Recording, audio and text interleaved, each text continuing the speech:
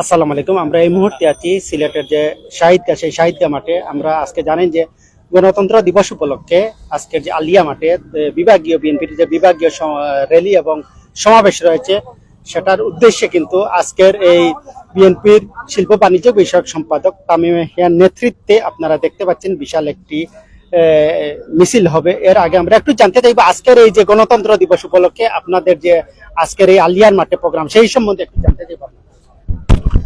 আউযুবিল্লাহি মিনাশ শাইতানির রাজিম, বিসমিল্লাহির রহমানির রহিম।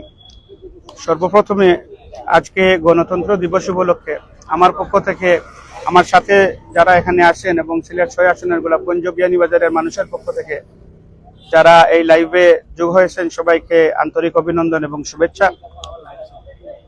আমরা সবাই জানি বিগত ১৬ বছর আমাদের দেশে একজন স্বৈরশাসক গণতন্ত্রের গলা টিপে বসেছিলেন। বিগত ৫ই আগস্ট ওনার যে নির্যাতন এবং নিপীড়নের খবর রচনা করে আমরা নতুন একটি অধ্যায় শুরু করেছি। আমরা আজকের যে গণতন্ত্র দিবস আমরা এখানে উদযাপন করব, মূল কথাটাই হলো যে বিগত ১৬ বছর যেটা আমরা করতে পারিনি, এটাই আমরা আজকে ইনশাআল্লাহ এখানে করব। আমরা কিছুটা হলেও মুক্ত বাতাসে কথা বলতে পারতেছি, এখন কিছুটা হলেও আমাদের দেশটা এখন একটা শিথিল পরিবেশে আছে, এবং তারই সাথে যেহেতু গণতন্ত্র দিবস, একসঙ্গে আমরা সবকিছু উদযাপন করবো ইনশাআল্লাহ। আমাদের দলের মির্জা আব্বাস সাহেব আসার কথা। এখন মূলত যে কথা হলো, আমরা হয়তো গণতন্ত্র দিবস উদযাপন করতেছি, কিন্তু আমরা পুরোপুরি ভাবে আমরা এখনো স্বাধীন হই নাই। আমি যেটা মনে করি যে বাংলাদেশে গণতন্ত্র পুনঃস্থাপন করতে হলে, আমরা গণতন্ত্র পুনঃস্থাপন করতে হলে প্রথমে শেখ হাসিনার বিচার বাংলাদেশের মাটিতে করতে হবে।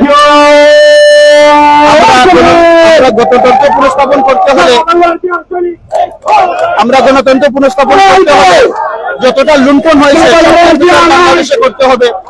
আমরা গণতন্ত্র পুনঃস্থাপন করতে হলে শেখ হাসিনাকে যারা সাহায্য করেছেন ওনার যে শাসন আমল দীর্ঘায়িত করার জন্য সবাইকে বিচার করতে হবে। এখন আমরা চাচ্ছি যে বাংলাদেশে একটা সুশাসন কায়েম হোক। আমরা বিগত ১৬ বছর থেকে নতুন কিছু শিখি এবং আগামীতে আমরা সবকিছু মিলিয়ে ভালো একটা সুন্দর সমৃদ্ধের বাংলাদেশ আমরা গড়ে তুলতে পারি। ধন্যবাদ।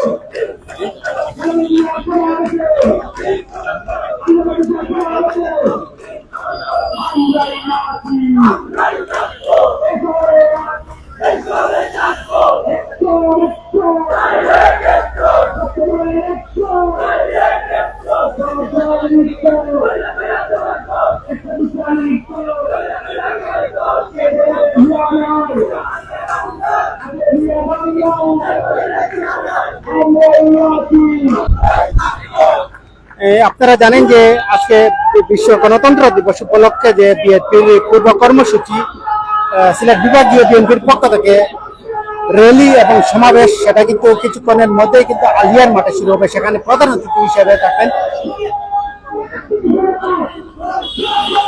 কেন্দ্রীয় বিএনপি নেতা মির্জা আব্বাস, এখানে প্রধান অতিথি হিসাবে উপস্থিত থাকবেন। আপনারা দেখতে পাচ্ছেন এই মুহূর্তে আমরা সাহিত্য পয়েন্টে আছি। সিলেট জেলা বিএনপির শিল্প বাণিজ্য বিষয়ক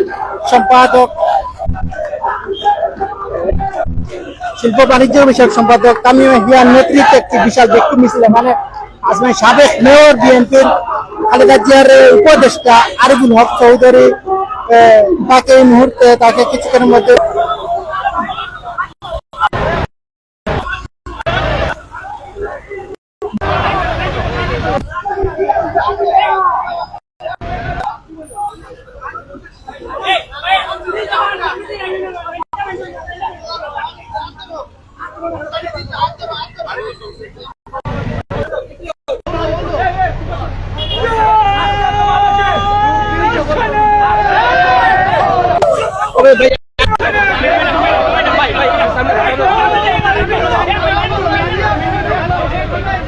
দেখতে পাচ্ছেন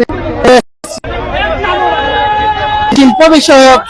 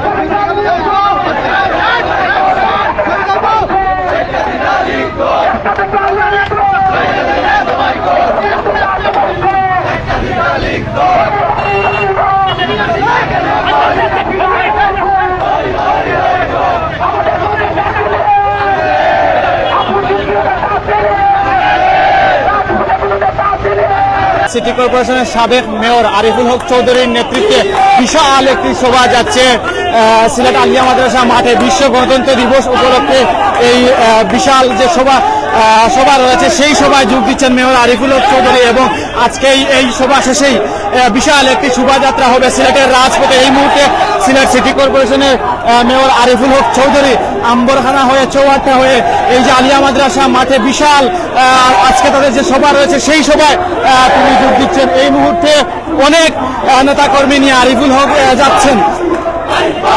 প্রায় 15 বছর পর সিলেটের মুক্ত স্বাধীন বাতাসে বিএনপি সভা এবং সমাবেশ করতে পারছে। এই মুহূর্তে দেশ এবং প্রবাস থেকে অনেকে যুক্ত হয়েছেন, সবাইকে ধন্যবাদ জানাচ্ছি।